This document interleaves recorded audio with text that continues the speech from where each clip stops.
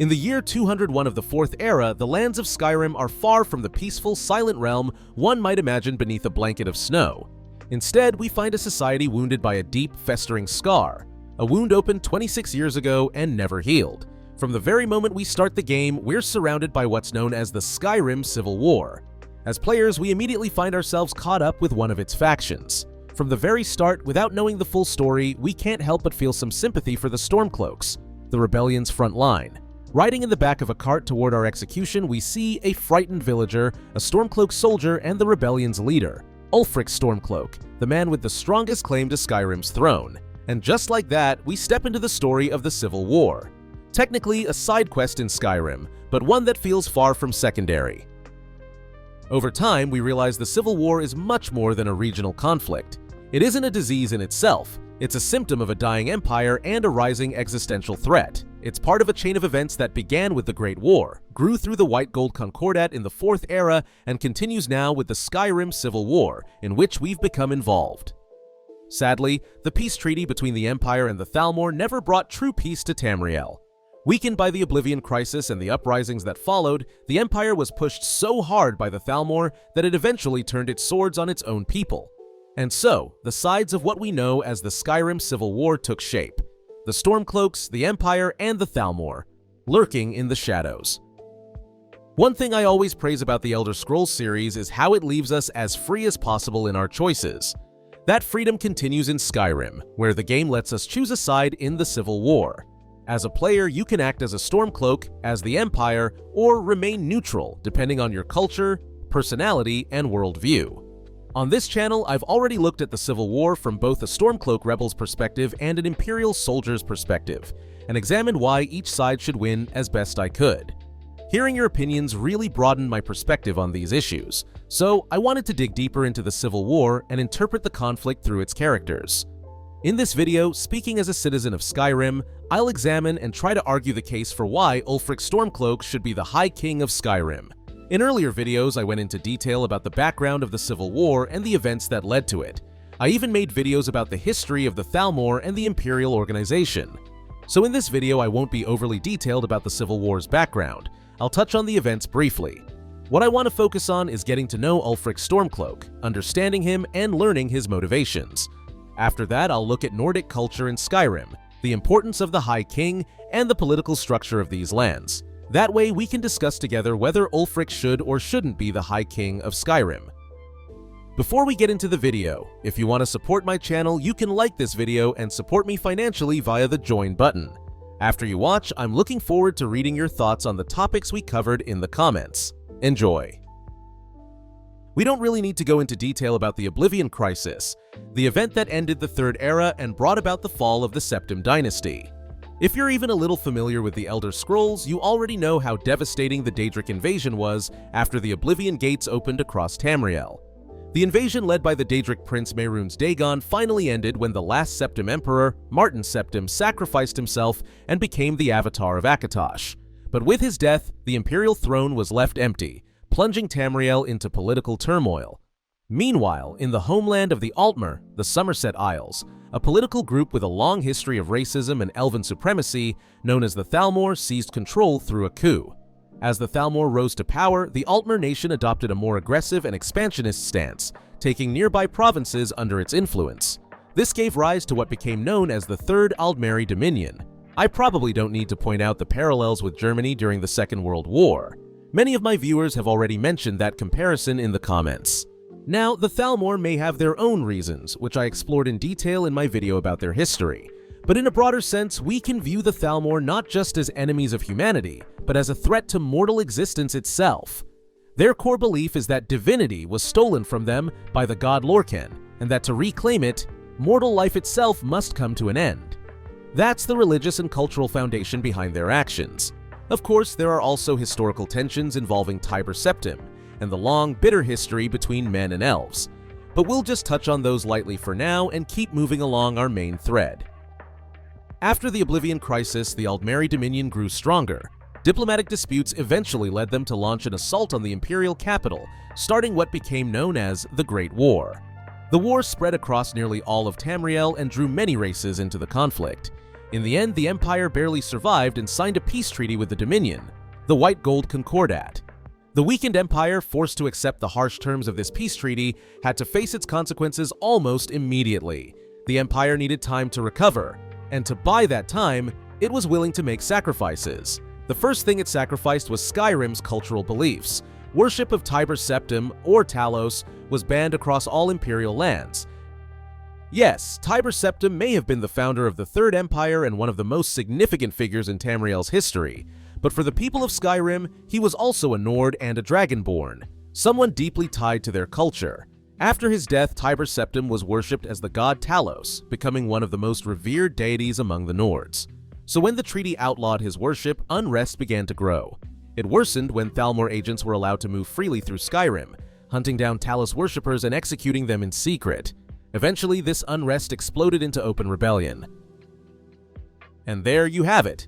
That's roughly how the Civil War began, drenching the snowy lands of Skyrim in blood.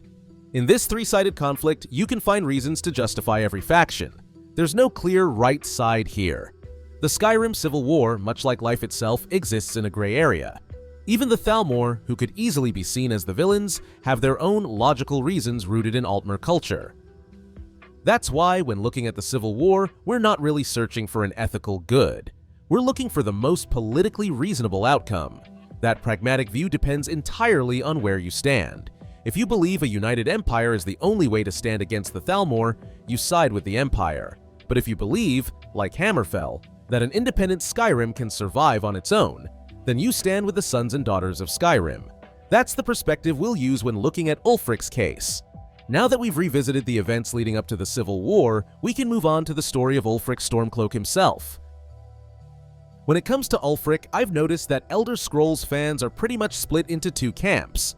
Some see him as Skyrim's only hope, a righteous revolutionary, while others accuse him of being a Thalmor puppet, calling him an ego-driven, arrogant, and racist Nord. Regardless of which side you agree with, there's one thing I can say for sure. Ulfric's life is filled with choices that constantly reflect one core belief. Skyrim comes first. Born into a noble family as the son of the Jarl of Windhelm, Ulfric wasn't raised just to be a ruler. He was chosen by the Greybeards and spent 10 years at High Hrothgar, learning the way of the voice, the ancient art of the thu'um. In Nord culture, the Greybeards are held in sacred reverence, and the thu'um itself is seen as a divine gift from the goddess Kine. That means the level of mastery Ulfric reached represents one of the highest spiritual achievements a Nord can attain. It's also worth mentioning that Ulfric wasn't alone during this training. Among his peers was Balgruuf the Greater, the future Jarl of Whiterun. While Balgruuf ultimately failed to master the thu'um, Ulfric became, aside from the Dragonborn, perhaps the most skilled user of the voice in all of Skyrim during that era. A clear sign of his talent and discipline as a Nord warrior. The thu'um requires years of dedication, patience, and self-control. So while Ulfric might come across in the game's storyline as hot-headed, impulsive, and aggressive, his background as a student of the Greybeards reminds us that there's more depth to him than what we might see on the surface. Ulfric's sacred training at High Hrothgar was, unfortunately, interrupted when the Great War broke out. He abandoned the path of peace and enlightenment he had been following and decided to join the Legion to defend Skyrim, and the Empire it was part of. In fact, Ulfric himself once said that he couldn't bear to miss out on the war. Now, is that really the action of a power-hungry warmonger as some claim? Personally, I don't think so. I see it as the act of a patriot. Ulfric sacrificed the highest spiritual calling a master of the voice could pursue for the bloody and difficult duty of protecting his people under the banner of the Empire. To me, that shows his early loyalty to the ideals of the Empire, to its mission of safeguarding mankind. For Ulfric, the voice wasn't a tool for personal gain. It was a weapon to be wielded in defense of Skyrim. There are three major turning points in Ulfric's life as I see it. The first was his capture by the Thalmor during the Great War, an event that's crucial to understanding and reframing the Ulfric the Thalmor agent narrative. Ulfric was taken prisoner during the Thalmor's massive assault known as the White Gold Tower campaign. Typically, every prisoner captured by the elves was assigned a Thalmor operative, and in Ulfric's case, that operative was none other than Elenwen, the same Thalmor emissary we meet in Skyrim. The Thalmor recognized Ulfric's value as the son of a Jarl and officially listed him as an asset. But I don't think this means he was a spy in the usual sense. During his interrogation, the Thalmor broke down his mental resistance by convincing him that the information he had given led to the fall of the Imperial City, even though the city had already fallen before he spoke. After manipulating him and shattering his confidence, the Thalmor then allowed Ulfric to escape. I think the term agent has been deliberately misinterpreted by Ulfric's critics. The file we find in the Thalmor embassy clearly states that he was an unwilling and later non-cooperative asset. Ulfric isn't the Thalmor's agent, he's their weapon of chaos. They didn't create a puppet whose strings they could control, they created a weapon that slipped from their grasp. The Thalmor never broke his loyalty to Skyrim. They shattered his loyalty to the Empire by convincing him that his suffering was the result of the Empire's failure and by burdening him with a false sense of guilt over that defeat. If you look at the Stormcloak rebellion from this perspective, you'll realize something important. Ulfric's rebellion is a desperate, violent attempt to atone for a failure that was never truly his. The Thalmor deserve real credit here for the political game they played. Their manipulation of Ulfric was rooted in convincing him that he was responsible for the fall of the Imperial City. And they succeeded. The deep shame that followed created in him a burning need for redemption, mixed with bitterness and anger. That same inner turmoil later drove his reckless defiance toward both the Thalmor and the Empire that had allowed such a thing to happen. When you look at it this way, his actions aren't those of a controlled agent. They're the actions of a traumatized veteran lashing out at his tormentors and those who stood by and did nothing. The Thalmor didn't gain a spy. They weaponized his patriotism and honor, turning him into a force of instability. Ulfric is only their agent. As long as he's fighting the Empire, the moment he wins, he becomes their greatest enemy. And that's something you can pick up on throughout the game's dialogue. The Stormcloak's view of the Thalmor as the true enemy is a theme I'll be revisiting several times in this video. The reason I've spent so much time talking about whether Ulfric was truly an agent is because it's something that confuses a lot of players. If you're going to oppose Ulfric, I think it makes much more sense to criticize him for destabilizing Skyrim and weakening the Empire against the Thalmor. But if your opposition is based on calling him a Thalmor agent or a traitor, then, for all the reasons I mentioned earlier, that argument doesn't really hold up. That's why I wanted to take a moment to clear up this agent issue first. Now, let's take a look at Ulfric's rise, a man who returned home after the Great War expecting to resume life as a Jarl's son, only to find himself caught in a very different reality. The spark that ignited Ulfric's rebellion was the White Gold Concordat, an agreement seen by many as the Empire's ultimate moral failure. While it may have been a pragmatic necessity from the Imperial perspective, provinces like Skyrim and Hammerfell viewed it as nothing short of a contract for the sale of their souls. The Concordat banned worship of Tiber Septim, Talos, the very man who founded the Empire and later ascended to godhood. For the Nords, who saw Talos as a native son and divine protector, this was nothing less than betrayal.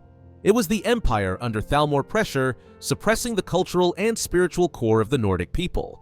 For a culture built on honor, strength, and reverence for heroes, forbidding Talos worship was equivalent to erasing their history and chaining their spirit. By signing the Concordat, the Empire had proven it was no longer Tiber Septim's empire. It had lost its soul. This leaves us with a philosophical question.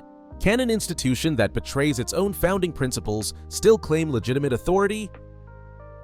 Furthermore, the cession of southern Hammerfell to the Aldmeri Dominion, and the Empire's subsequent abandonment of the province when the Red Guards refused to accept the terms, showed the people of Skyrim that the Empire might one day sell them out as well. These two events shattered Ulfric's loyalty to the Empire. But the real turning point, the second major event in Ulfric's life, came in Markarth. It was, quite simply, an act of betrayal. After losing control of Markarth to the native Breton population known as the Forsworn, the Empire turned to young Ulfric Stormcloak, now Jarl of Windhelm following his father's death, to reclaim the city. Ulfric agreed, but only under one condition, that the worship of Talos be freely permitted. The Jarl of Markarth accepted, and once the city was retaken, Talos worship was indeed restored. However, word quickly reached the Thalmor, and the Dominion exerted immense pressure on the Empire. The Empire not only went back on its promise and outlawed Talos worship again, it also issued an execution order for Ulfric himself. Honestly, the Markarth incident only escalated the conflict between the factions. Up until that point, the ban on Talos worship had largely been ignored in Skyrim by the Empire. But Ulfric's open defiance in Markarth brought the issue to the attention of the Thalmor judges and gave them a pretext to forcibly intervene in Skyrim under the guise of enforcing the Concordat.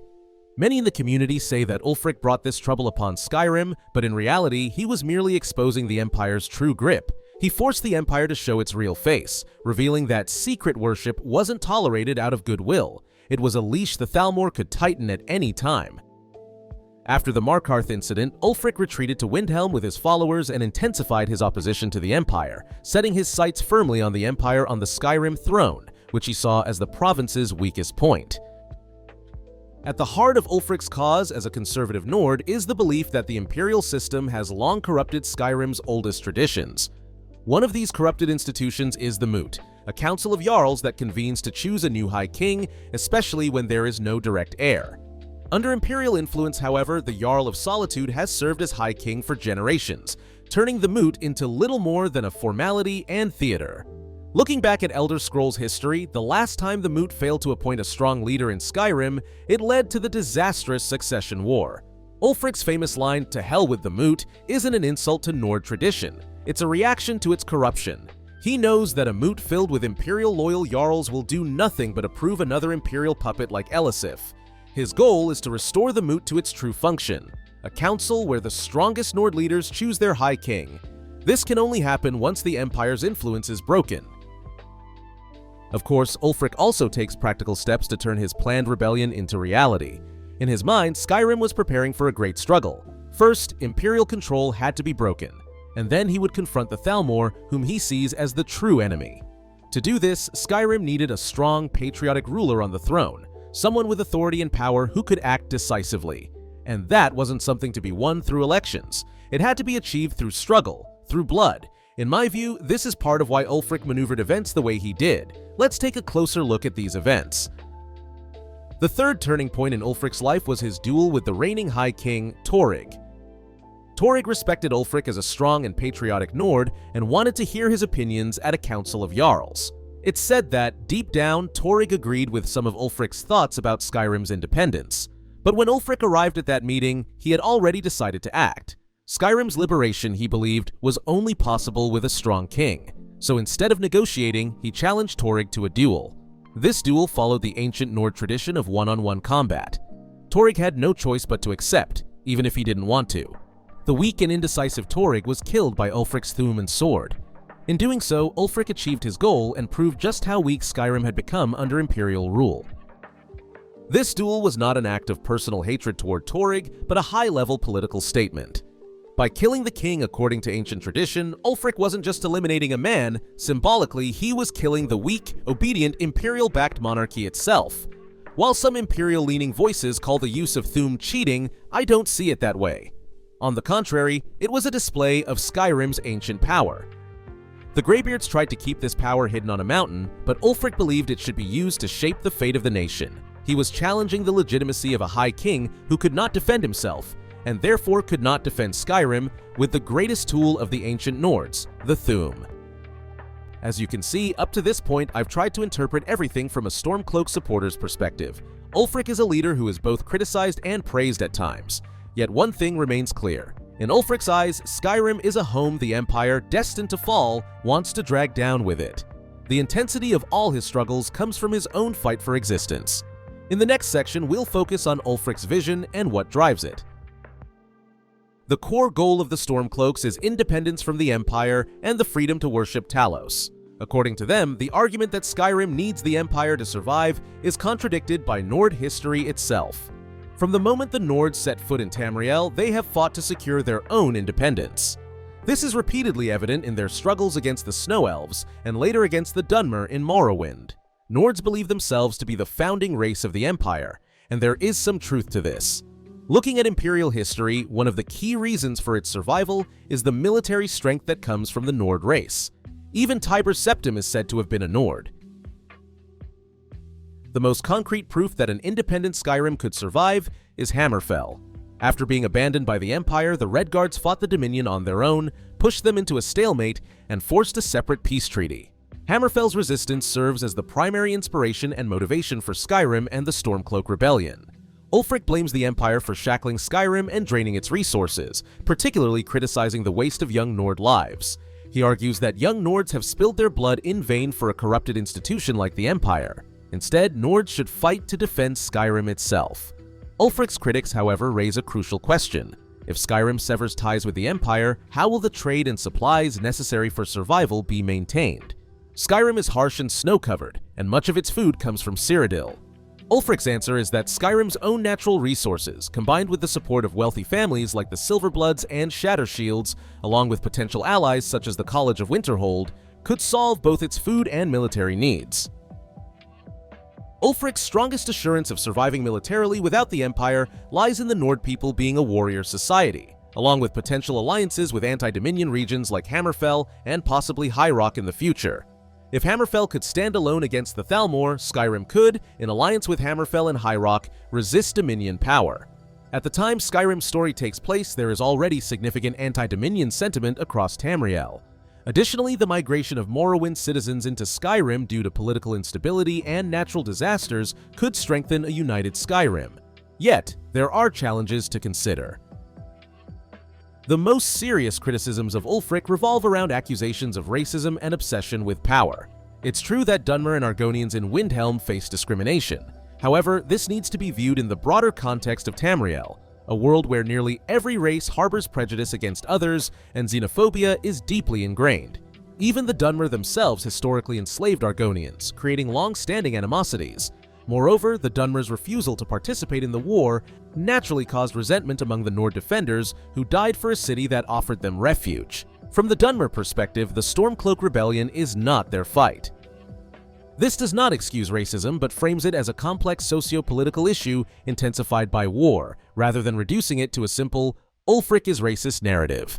As for Ulfric's tough stance toward Argonians, there is no immediately tangible local reason within Skyrim itself. To understand this, we must look at Tamriel's broader politics. Argonians are widely stereotyped as thieves and deceitful, and there are rumors that Black Marsh, their homeland, made secret deals with the Aldmeri Dominion. Some cite the Argonian invasion of southern Morrowind as evidence of this, implying that the Thalmor secretly supported Black Marsh to ensure its independence from the Empire. These, however, remain speculative and are not definitive proof. The accusation that Ulfric is merely a power-hungry egomaniac ignores his entire life story. He gave up a spiritual path to fight for the Empire, endured torture for the Empire, and based his rebellion on legitimate grievances over betrayal and cultural erasure. Imagine a young soldier returning war-weary to his city only to find himself on the throne amidst near-total destruction, unable even to attend his father's funeral. In a national crisis, a true leader must be ambitious and willing to seize power. As Machiavelli notes, the virtues needed to govern a state in peace differ from those needed to build or save one in wartime. One of the most common criticisms of the Stormcloak Rebellion is that Ulfric divided the Empire, leaving Skyrim incapable of standing alone against the Aldmeri Dominion, and destroyed the Empire's only force capable of stopping the Dominion. But consider this, which united empire are we talking about? Elsewhere and Valenwood are already Dominion-aligned. Black Marsh has declared independence and invaded southern Morrowind. Morrowind itself is politically unstable and pays little attention to the Empire. Hammerfell has already been betrayed and survives on its own. Beyond Skyrim and High Rock, what does the Empire really hold? Cyrodiil itself teeters on the brink of collapse. It seems inevitable. While we may feel sympathy for the sacrifices of Martin and Uriel Septim, this empire is far removed from the values of the Septim line. I believe a new federation of independent provinces, a sort of anti-Dominion alliance, would be far more successful than the current empire. Moreover, Ulfric and his men consistently emphasize that the true enemy is the Thalmor. His second-in-command, General Galmar Stonefist, repeatedly reminds Stormcloak supporters in quests that the real threat is the Thalmor. The Stormcloak Rebellion's solution, therefore, is not to side with the Empire, but to make Skyrim a self-sufficient society capable of forming its own alliances. Again, the Thalmor are the only real enemy. As regular viewers of the channel know, I enjoy drawing philosophical parallels between the Elder Scrolls universe and our own world. The Stormcloak Rebellion offers a striking example. The Skyrim Civil War can be read as a reflection of 19th and 20th century anti-imperialist and nationalist movements.